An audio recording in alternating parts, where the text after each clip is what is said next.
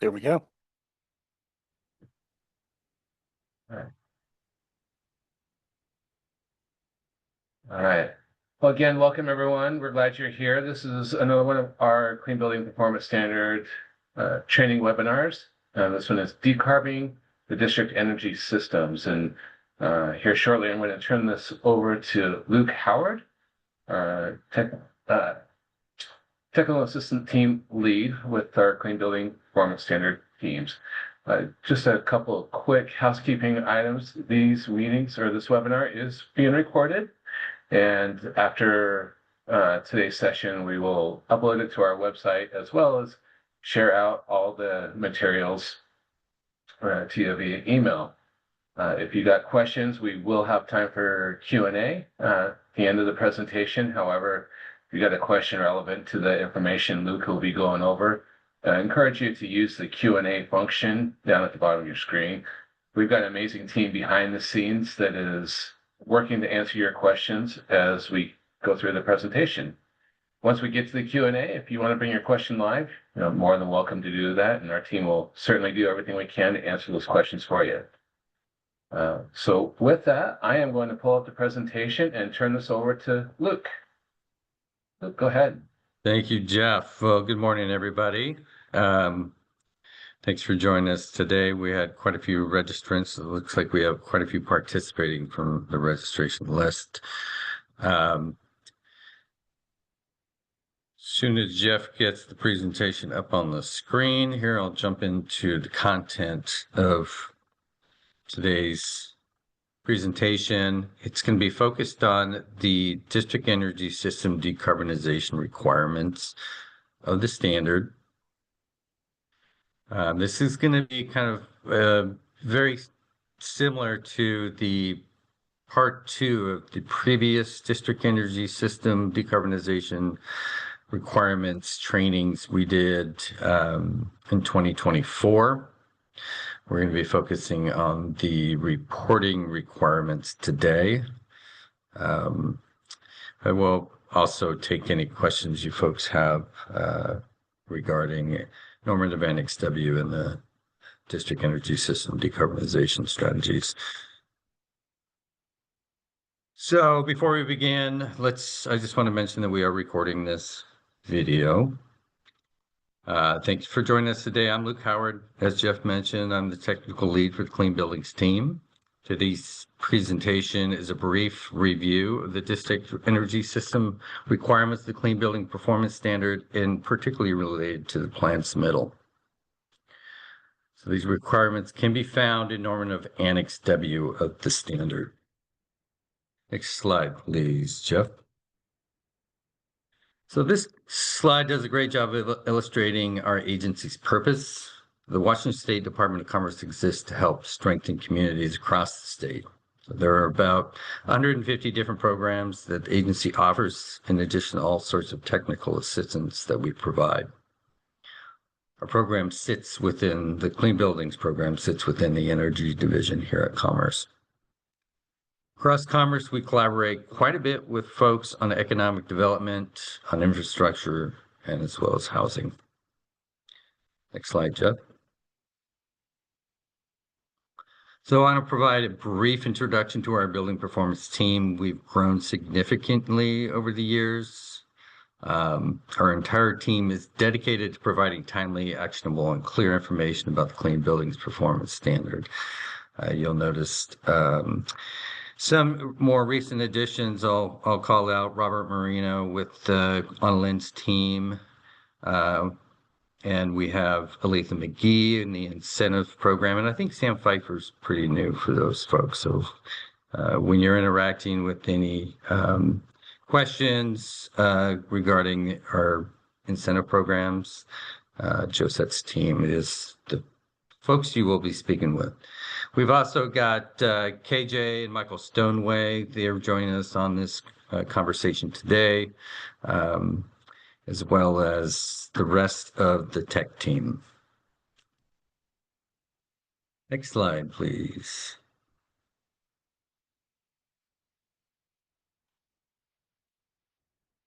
So this training will give a brief overview of the district energy system decarbonization requirements. Again, we're really focused on the reporting documentation and submittal process today.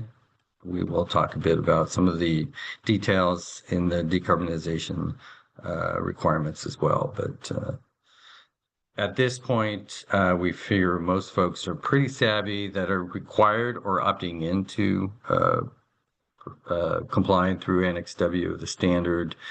We figured they're pretty far along their plan process at this point, and the details are less significant as far as the specific requirements of the standard.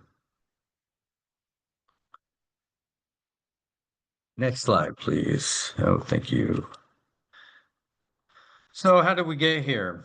Well, House Bill 1390 was introduced in 2023 legislative session. The bill expanded the Clean Buildings Performance Standard to require decarbonization of state-owned district energy systems and allows for some private sector district energy systems to opt in. We'll talk more about that in subsequent slides. Rulemaking was performed for this legislation in early 2024 and consisted of 4 public workshops. Rules were subsequently published in law. Clean Buildings Performance Standard is based on ASHRAE Standard 100, which covers energy efficiency in existing buildings. This is the reference standard. So Commerce has developed amendments to Standard 100 to conform with the Clean Buildings legislation. These amendments can be found under WAC 19450.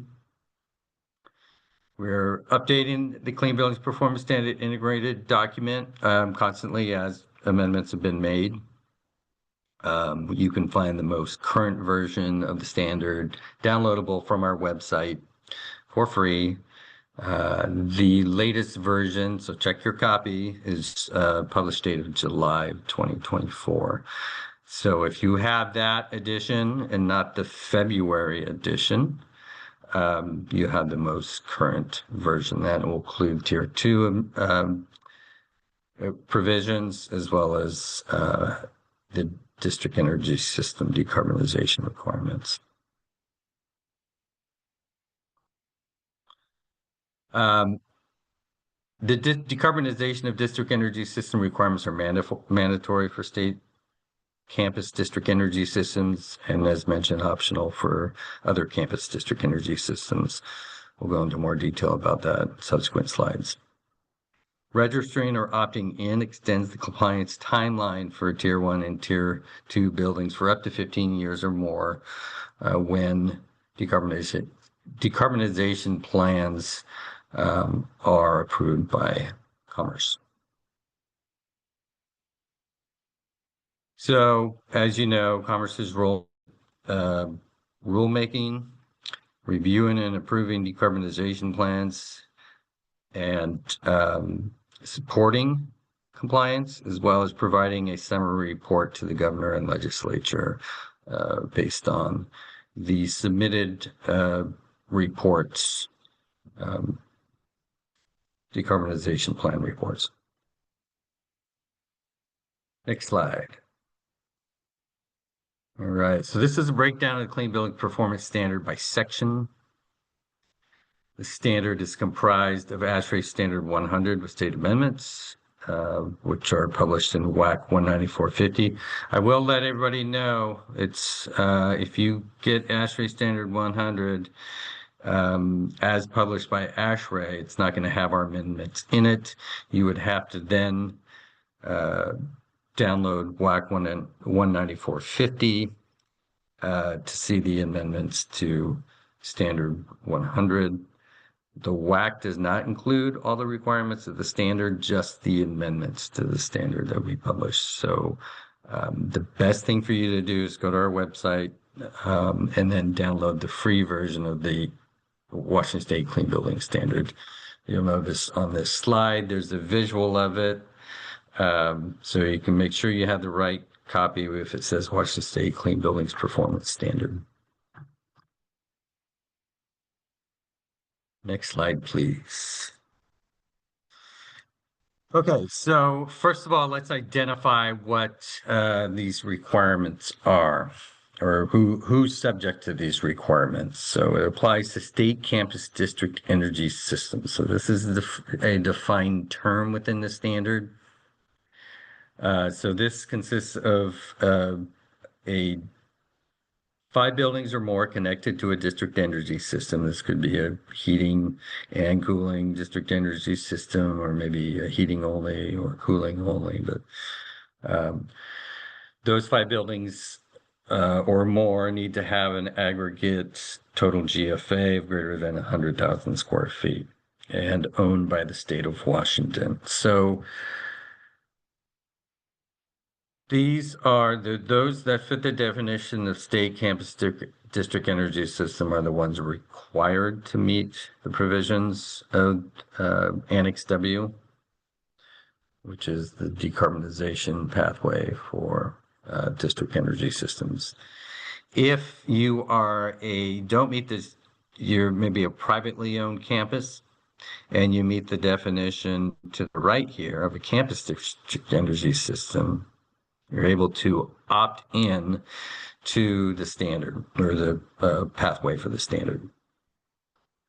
So this only requires 3 buildings or more, but again, you still need to have that aggregate of 100,000 square feet served by the existing district energy system in order to opt in. An advantage of opting in to the decarbonization strategy is it allows you more time to meet compliance with the Clean Building Performance Standards. So the legislation allows for 15 years, in some cases more, if you need that time. Next slide, please.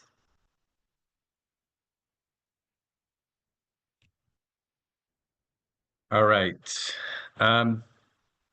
So the legislation charges that the rules need to require the decarbonization plans to be submitted by June 30th of 2025. This is a list of the forms required to be submitted with that plan. So the decarbonization plan itself should be its own standalone document. And then we have specific forms outlined in our standard that would be required to be submitted with that plan.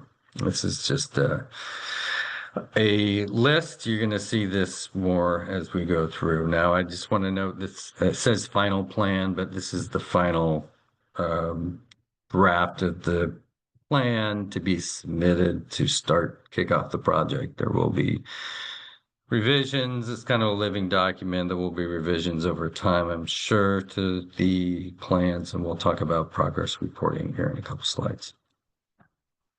Next slide, please. There we go. So the progress report is basically making amendments to the initial plan that have taken place since the first reporting date, which would be July 30th, 2025. So progress reports happen every 5 years, make status updates, identify any revisions to the decarbonization plan or to the pathway towards compliance with the other provisions of the Clean Building Performance Standards, such as the energy use intensity target, or in some cases, the investment criteria might be the pathway. Next slide, please.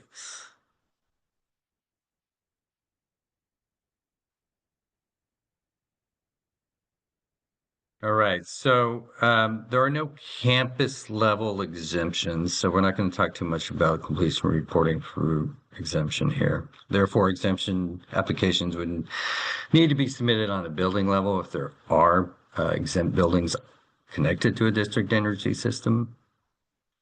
They would not be reported within the for the meeting the UIT or the investment criteria, but they would be reported as buildings served by the district energy system if that's the case. So the requirements for meeting the EUIT through the decarbonization are similar to the building level meeting the EUIT pathway, with the exceptions of forms J, K, and potentially Form F. So we're talking about compliance submittal here. So Form F is only required when complying with the decarbonization plan through decommissioning in accordance with section W3.1.1, exception 2. So there is a provision within Annex W that allows decommissioning of the central heating plant if it's deemed to be more cost effective to decarbonize heating system at an individual building level. Again, I'm not going to go into too much of those specific requirements of the standard today, but if you do have specific questions, feel free to ask them in the chat or in the Q&A chat. So for campuses meeting the investment criteria through decarbonization, you must submit documentation verifying that the campus has implemented all EMs that meet the cost effectiveness criteria from normative Annex X. That would need to be implemented prior to measurement verification at the end of the decarbonization plan schedule outlined in the plan. Note that the cost effectiveness criteria of the investment criteria does not apply to the decarbonization of the district energy system. So you would not do a life cycle analysis to determine whether that district energy system itself is cost effective if you are pursuing compliance through Annex W. That's going to need to happen regardless of the life cycle cost analysis. Next slide, please. Okay, so this slide shows the reporting cycle. First step is notification to Commerce. That should have been done last summer in 2024. Next step is actually submitting your compliance report or your decarbonization plan. So the deadline for this is June 30, 2025. This is not a hard, fast deadline where you're going to be penalized if you don't get it in by June 30th, 2025. We don't have any penalty mechanism for this. So the only real penalty to it is not complying with the decarbonization requirements of the standard is we do and are required to report to the governor and the legislature about these plans. So after submittal of the plan, Commerce will review and report back to the applicant of any concerns with the application, or we'll also confirm that it has been accepted if that's the case. So after that, every 5 years following this submission date of June 30th, 2025, decarbonization plans must be resubmitted by July 1st of that year. So July 1st of 2030 would be the first progress reporting date. And there is a note here that the campus with a district energy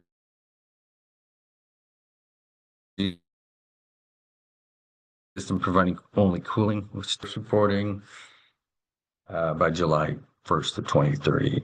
So you're given a little extra time if you're a cooling only district energy system and you provide the reporting requirements through Annex W. So final completion, go ahead. Luke, if you don't mind, sorry to jump in. We had a bit of an audio cutout. Would you mind just repeating that last point that you made on that? Because I think it's a very important point to this piece. Yeah, I apologize for that. I just want to note that if you have a campus with district energy system cooling only, you're still required, and if you're state-owned, 5 buildings or more, over 100,000 square feet served by that cooling system, you are still required to submit a plan based on the requirements of Annex W. it does not if you don't have a heating plant that's a district energy system, you're not required to decarbonize at the building level. You can choose that path, decarbonizing at the building level if you want to. You put it in the plan. You can have a schedule for meeting that, and you would still get the 15 plus years if you're decarbonizing at the building level. However, if you just have a cooling only district system and you're not planning to decarbonize the heating system at the building level, as long as you follow the reporting requirements of Annex W, you are extended an extra 5 years or extra few years, depending on the size of the buildings. And you don't need to report completion of the decarbonization requirements and the Clean Building Performance Standard meeting the EUIT until July 1st of 2030. So you're given a little extra time. If that's not clear enough, I can, and folks want to ask the question, I can restate that in a different way. So final completion reporting indicates full implementation of the decarbonization plan in compliance with the standard, and it should be submitted by July 1st of 2040 or at whether alternative approved decarbonization plan completion date. So you may find that with your plan, 15 years is not quite enough. You're going to identify that schedule in your plan. And once that plan is approved by Commerce, you can stick to that final completion date. Next slide. All right, we're going to jump into the compliance forms here, talk a little bit about them. Primarily going to be focusing on Form K today, but going to do a fly over the others. So the District Energy System Decarbonization Plan requirements introduce kind of 2 additional compliance forms from the standard Clean Building Performance Standard compliance. So that's Form J and Form K.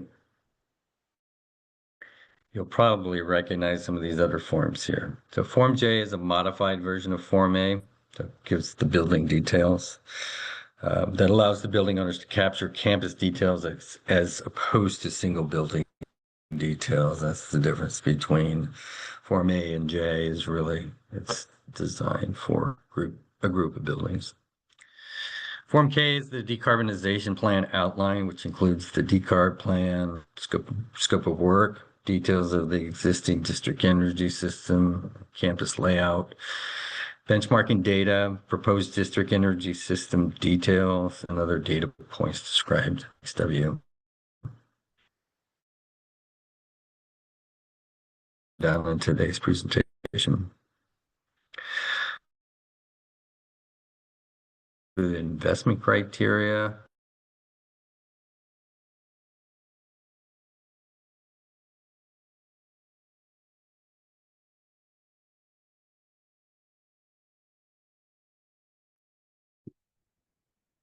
I believe we may have lost Luke.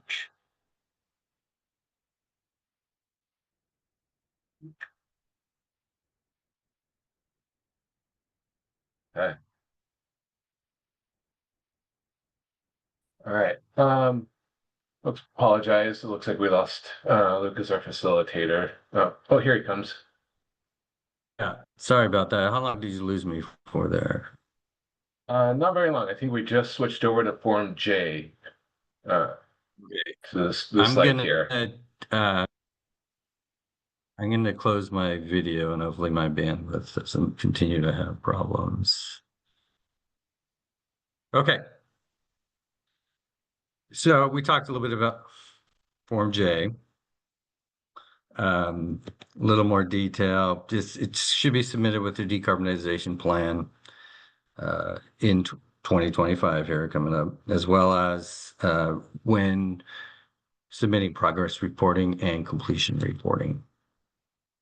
Next slide.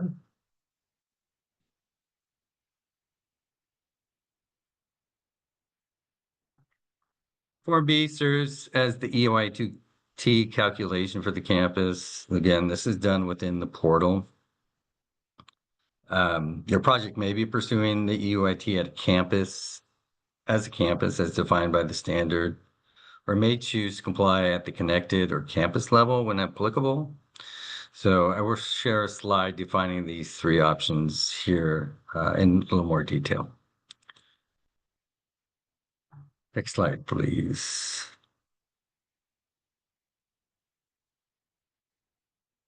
So Form C, again, is portfolio manager. You'll have to create a portfolio manager account.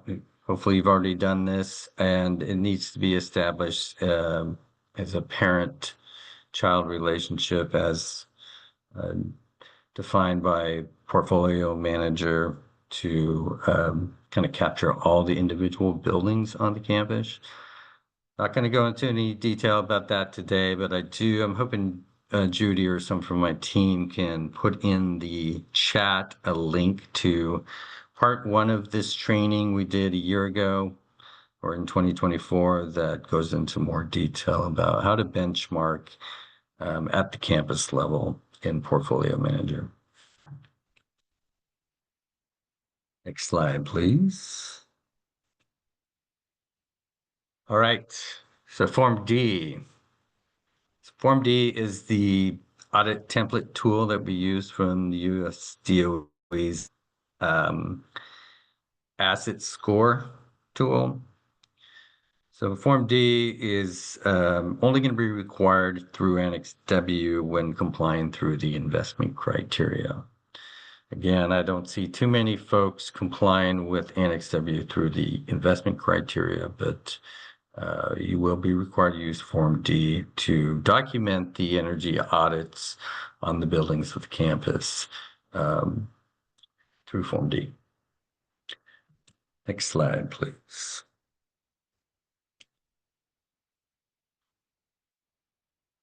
All right, so Form F will be required in a few cases. So if using exception 2 of W 3.1.1, which is an evaluation of the decommissioning of a central plant as an acceptable alternative to decarbonization.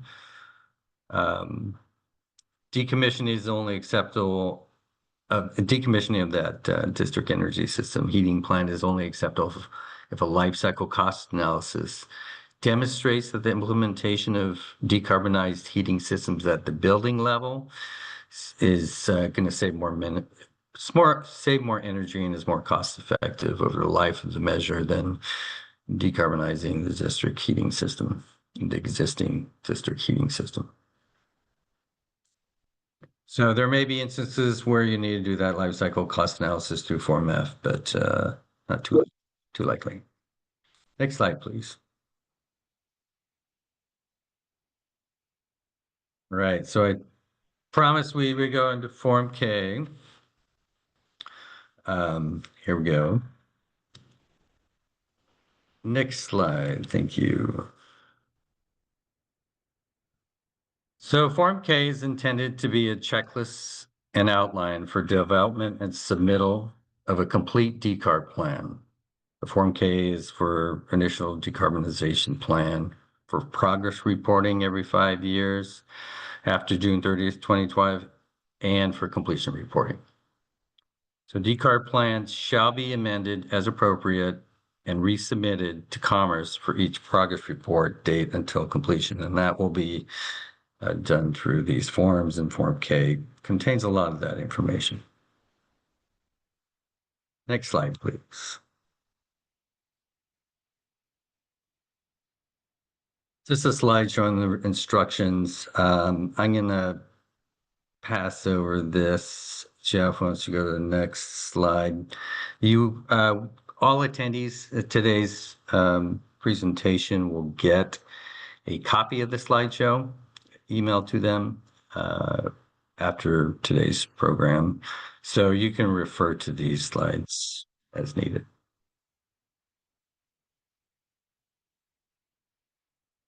Next slides. Okay, thank you.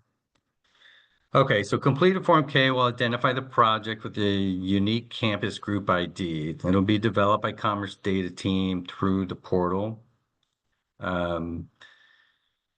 It's going to be based on the building data submitted to Commerce in June of 2024. So when you submitted your information about your campus, so all the buildings and GFA and all that information, Commerce puts that data into our data portal. And when you go to submit, you're going to group these buildings together, and that'll create this campus group ID. So this is important on the Form K, so we make sure that we have the right projects here. So if you have any updates to that building data, or you haven't submitted that building data to us yet, please reach out to Commerce with that information. Next slide, please. Okay, so we need to verify the inventory of buildings included in the decarb plan. They can be listed in Form K here, or noted that the inventory of buildings is in the decarb plan itself, or you can provide it as a separate attachment. But on Form K, just kind of select how you're going to deliver that information. If it's not on Form K, we'll expect it to either be in an attachment or within the plan itself.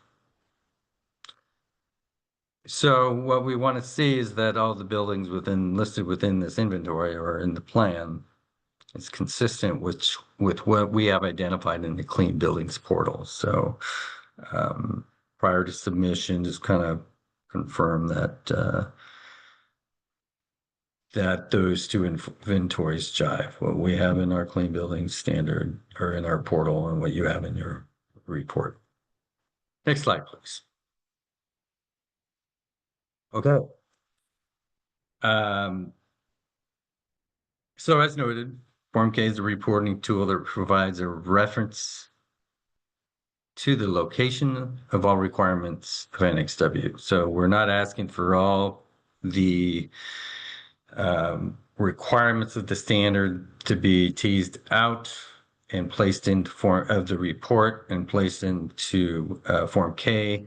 What we're asking for is a reference in the report. So page 30, section, what have you. So this slide kind of represents the dominant format of Form K, where the submitter provides specific reference to the section of the plan where the subject information can be found. And notes can be submitted if useful, but they're not required.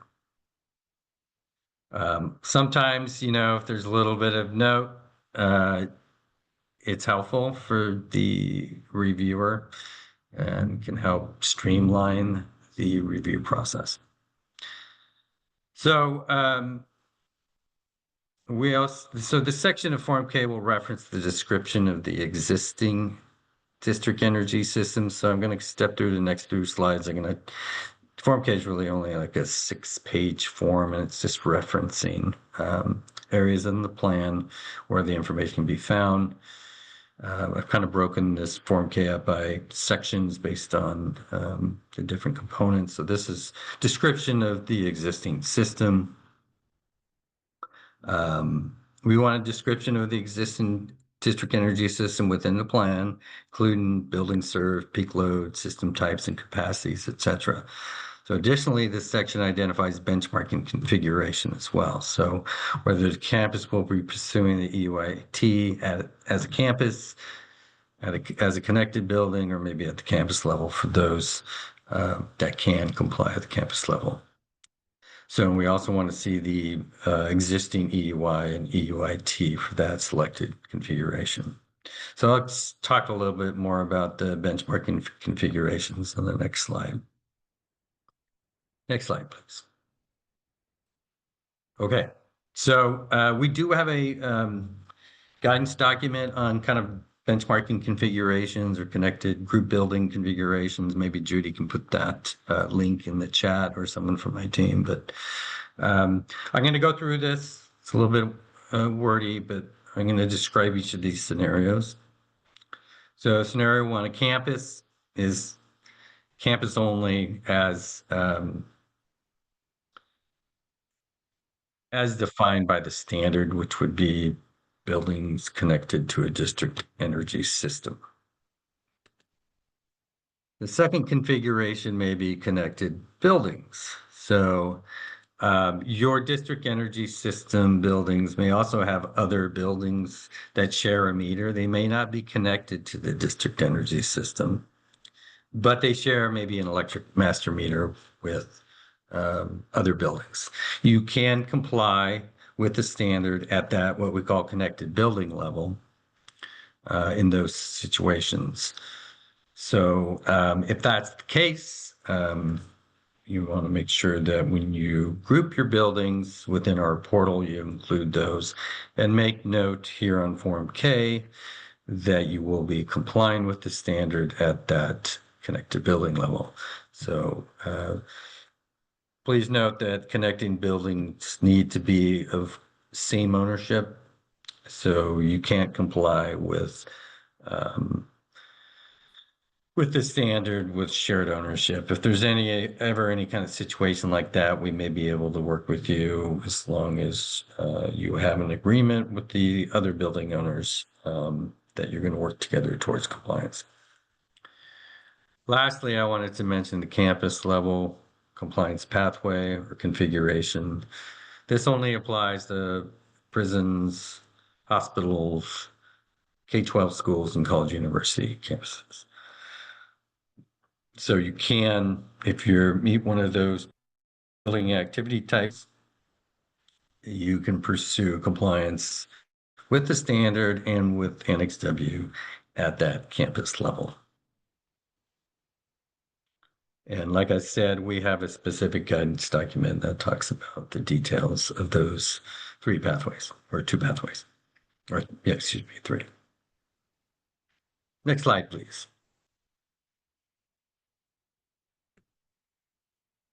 Okay, so here we have, we've showed you a slide about the existing systems.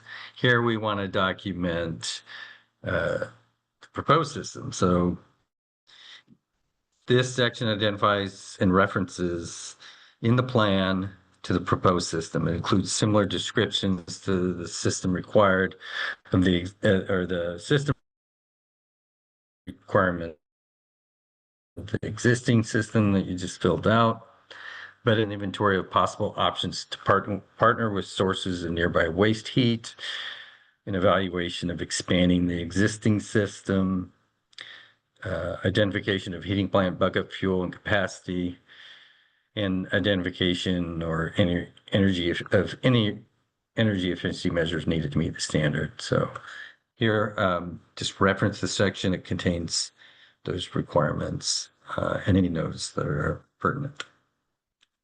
Next slide. All right, so here we have documentation of the performance metric. So how are you going to pursue compliance with the standard? Is it through the EUIT pathway or the investment criteria? Signify which one it is here. What is the configuration for the proposed compliance? As a campus, DES, district energy system, or at the connected building level or at the campus level. We want to see in the report what the proposed energy use intensity target is at the end once the decarbonization plan is complete. So it gives the projected target if it's any different than it is in the existing system, and then the projected site EUI. Form D is required only if using the investment criteria to meet compliance. And Form F would be used in association with the investment criteria pathway, or if decommissioning of the district heating system has been pursued. Next slide, Jeff.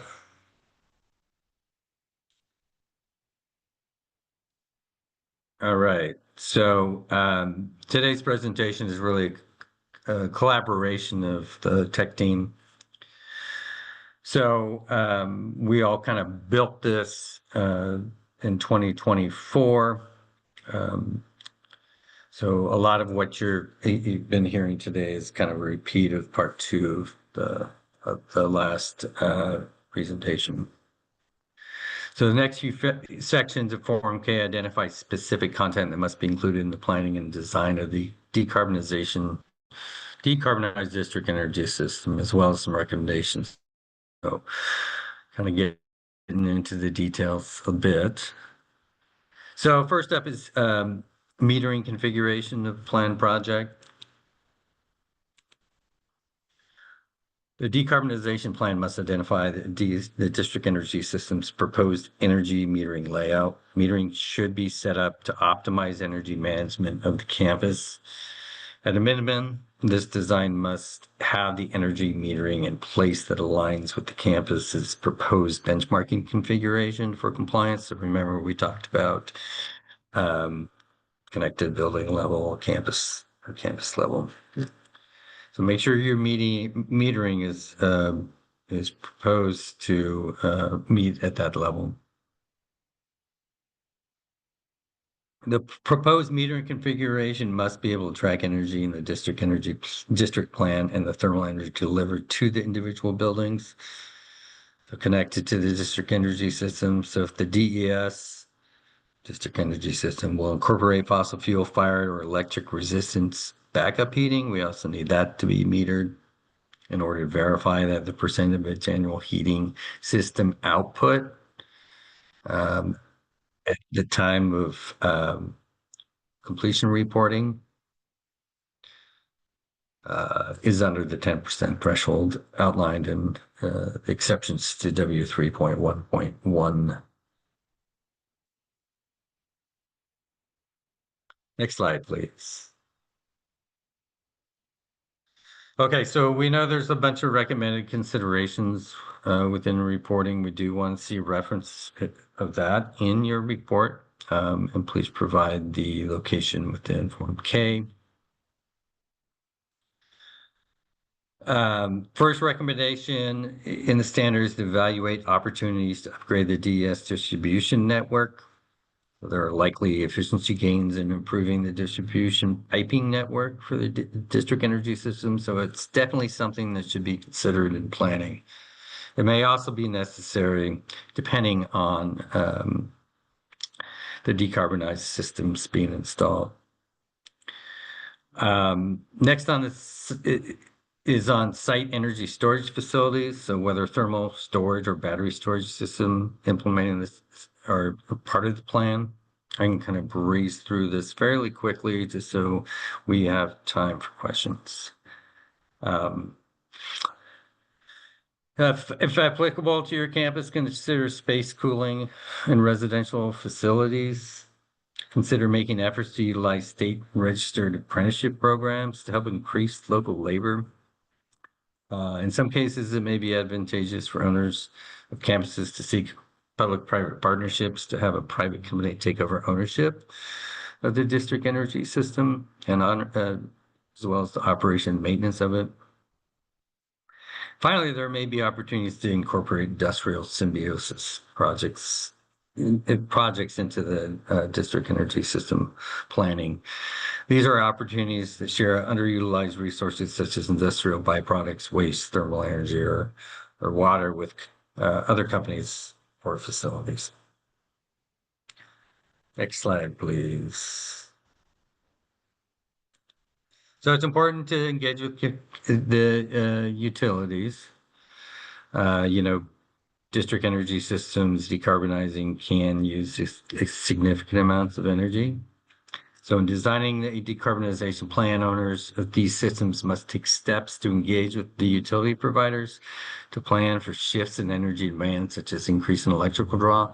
These changes in demand may significantly impact the utility providers, so coordination is crucial in order to ensure that the utility can plan for these changes, ensure consistent power supply to your campus. I'm sure this is all something that you'll are incorporating regardless into any decarbonization planning, but it's important to spell that out in the standard. So what we're looking for is a narrative outlining the steps taken to engage with the utility, providing, including work that was done to ensure viability of the decarbonization project. So next slide. So timeline, the initial decarbonization plan must incorporate a project timeline with dates and details of significant project milestones that also accounts for Clean Village Performance Standard reporting requirements. So this timeline must consider energy management planning, operations and maintenance program implementation, reporting of the campus. So it should identify scope of work for decarbonizing the district energy system and include proposed dates of implementation, as well as identify any energy efficiency measures needed to ensure the campus meets the compliance with the standard, whether through the energy use intensity target pathway or through the investment criteria in the standard. Next slide. We're getting close to the end of the presentation here, folks, and if there's any questions at that time, we'll have some time for that. So other considerations, Form K will look for a few other items to include in the decarbonization plan for the campus. So these items will likely change from the initial plan submittal in 2025 and through progress reporting, but we want a narrative of communication and engagement efforts to inform or educate those affected by the scope of work of the project. So including occupants of the campus, utilities, potential funders, and the general public. Just a narrative of that. Next, make sure your plan includes details on project funding and feasibility. Identify whether or not funding mechanisms have been secured to finance the decarbonization work. The decarb plan should also provide an outline of project costs. This is useful for us to gauge feasibility of the project and determine whether the scope of work seems attainable within the proposed timeline. Current and updated cost information may look different with the different reporting milestones. So with progress reporting, you may need to amend those likely.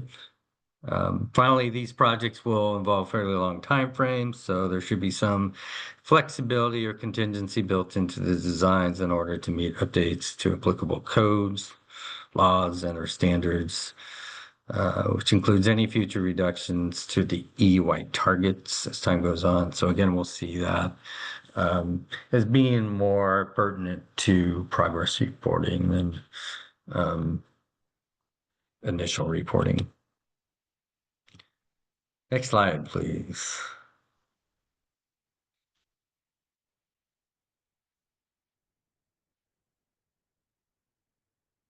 Jeff, do we have anything in the Q&A you'd like me to address? Take a quick look. I know we've had several questions that our team has been on top of here. So looks like Judy, you're in the process of answering this one from, oh, there it goes. Let me go ahead and pull that one here. That could be a good one for Luke to address, though. Excellent, excellent. Yeah, I'll pull this up here so if I can find it again. And while I'm doing that, folks, certainly if you've got a question that you want to bring in live, if you can just help us out by raising that virtual hand, and we'll bring you into the conversation as well. So, but the question that had popped up from Stacy is asking, is there an opportunity to add additional campus level types? For an example, an airport that is served by 2 substations that represent 100% of the energy use across that property, but are not all served by the DES.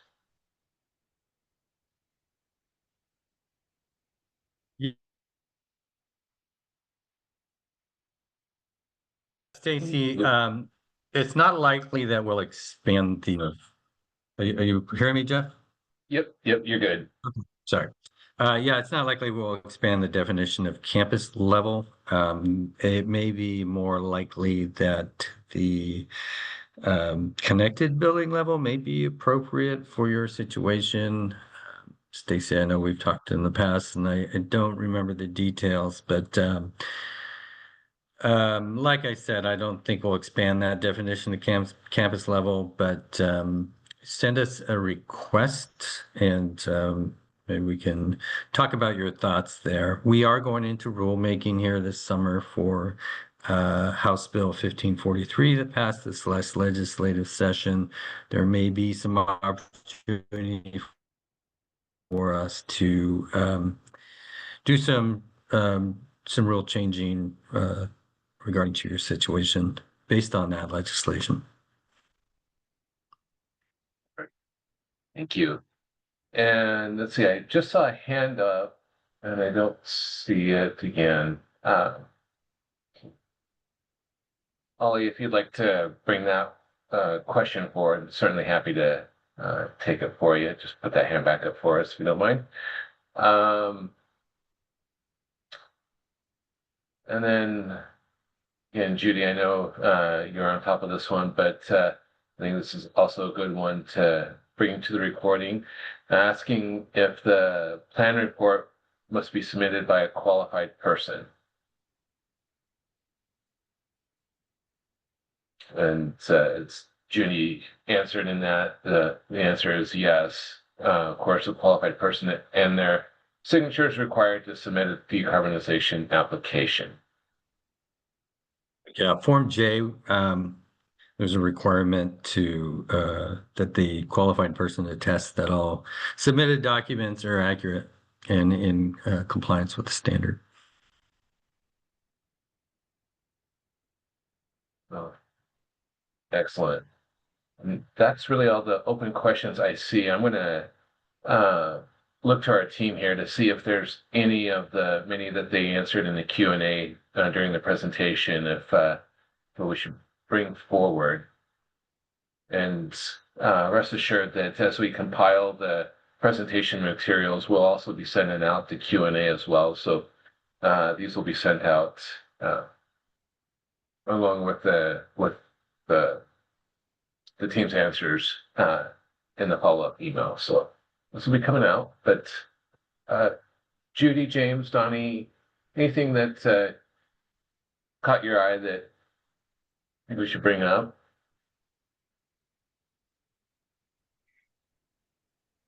Just the basic definition of campus and who's required, plus campus versus campus level, because it's all very confusing.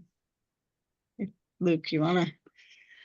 Yeah, we apologize for all that, but we're limited in our abilities to create definitions for the standard if they are identified in the legislation. So we were kind of stuck with this campus definition that is not what we traditionally assume a campus is defined as, but it's that buildings hooked to a district energy system. That's what the definition of our standard is of campus. So we created a term, campus level, which is footnoted in tables 7-2A, 7.3, and 7.4 as defining what a campus level compliance is, and that it's only related to those 4 building activity types: hospitals, prisons, K-12, and college university. And then we have our state campus, district energy systems, and just general campus district energy systems. So Judy provided a lot of good information in the Q&A that you can refer to. But there are those definitions within Section 3 of the standard as well. Judy? Yeah, that's what I was going to say. I think everybody can see the answered questions, and so those definitions have been cut and pasted in there, but they're also available in the integrated standard. Then the other question that I think is important to just say out loud is the EMP and O&M compliance deadlines for decarbonization groups. Yep. So for those that are pursuing compliance through decarbonization of the district energy system through Annex W, we'll need to implement the operations and maintenance program and EMP based on the Tier 1 and Tier 2 compliance schedule in the standard. So that would be 2026, 27, or 28, depending on the size of the building. So it's intended that we get started on saving energy through operations and maintenance program and energy management plan prior to completion of their decarbonization of the campus. So we didn't feel it was appropriate to give to let the EMP and O&M slide for 15 years when those energy saving strategies could be implemented within the original compliance schedule. And granted, you mentioned you could graduate it by size of building, but you could also do your plan as a whole group to encompass all your buildings. Great. All right, thanks for bringing that up, Judy. We did have a couple more questions pop into the Q&A. Luke, I'm going to bring those up here. The first one, you mentioned engaging with the utilities as an important part of this. And someone's asking, what if utilities say they are unable to support the decarbonization plan in terms of providing additional electrical energy to decarbonize systems? If that's the case, I mean, it would need to be in the report. So if that's the case, you would not be able to participate in the decarbonization requirements of Annex W. So you would not get that 15+ year extension, whether you're an opt-in campus district energy system or a state campus district energy system where it's mandatory. Where it's mandatory, we would want to see some kind of documentation of the utility not being able to engage and provide for that plan. Right. And then Luke, the other question that we have here is asking if there are any updates to the Washington Initiative 2066 natural gas policies measure from 2024 and how it might affect the DES decarbonization strategies. Yeah, Johnny, maybe you can help me on this. From what I recall, 2066 was not affecting state buildings. But regardless, we have not received any indication that I-2066 would affect the requirements of Annex W. And again, it's just a voluntary pathway for privately held buildings. Jeff, one last question that probably should announce live was questions about the portal. Can the portal handle decarbonization plans? And we are planning to deploy a new version of the portal early June. And I don't want to say next week, but early June. And it will have the ability to group buildings together and then accommodate decarbonization plan applications. And also we're planning to have a user's manual and potentially video instruction on how to do those, and potentially training as well. So watch the bulletin, watch our website for those things. Yeah, we contemplated kind of touching base a little more on that today, but we'll be covering that in more detail in future trainings. Excellent. That's great. Thank you both. Luke, I know we are at time. We did have another question pop in, and I also know that you've got a couple of support resources to highlight. So can we go ahead and take this one last question and then touch on the support and resources? Yep. Excellent. All right. Norm's asking if a campus chooses to submit a single O&M plan and a single EMP for the campus, and a campus container contains tier 1 buildings over 220,000 gross square feet, when are those reports due? Technically, the report would be due with the large, per building. So you should have the O&M and EMP for the largest building. If it's not practical to create a single campus-wide document that you just add buildings to over time, that may complicate things, but Norm, let's go ahead and talk about that in a little more detail and create a plan for you. Excellent. Thanks, Luke. All right. And folks, if there are additional questions that do come up after this meeting, please reach out to us via either our customer support ticket, and I'm hoping that one of our Clean Buildings team can put that link in the chat for us as well, or at our email address, buildings@commerce.wa.gov. So, Luke, I'm going to go ahead and move the slides along and let you close this out here. Yep. As you know, there's plenty of support and resources. You'll get a copy of the slides, so you'll be able to refer to these sources of information regarding decarbonization of district energy systems. Go ahead and get the next slide. Breeze through these. Commerce does have guidance documents on various different requirements of the standard. We do have some incentive programs as well. So take a look at our website for those resources. That's all we got for you today, Jeff. You want to take us home? Absolutely. So thank you, everyone, for joining us today. Appreciate you sticking around with us. I know we went a little over time, but lots of good information to share, especially as plans are coming due here in a month. And then just as a reminder, we will send out the recording, the slide deck, as well as the Q&A to everyone registered for this event in the coming days, as well as post it to our website. So it'll be there as a reference.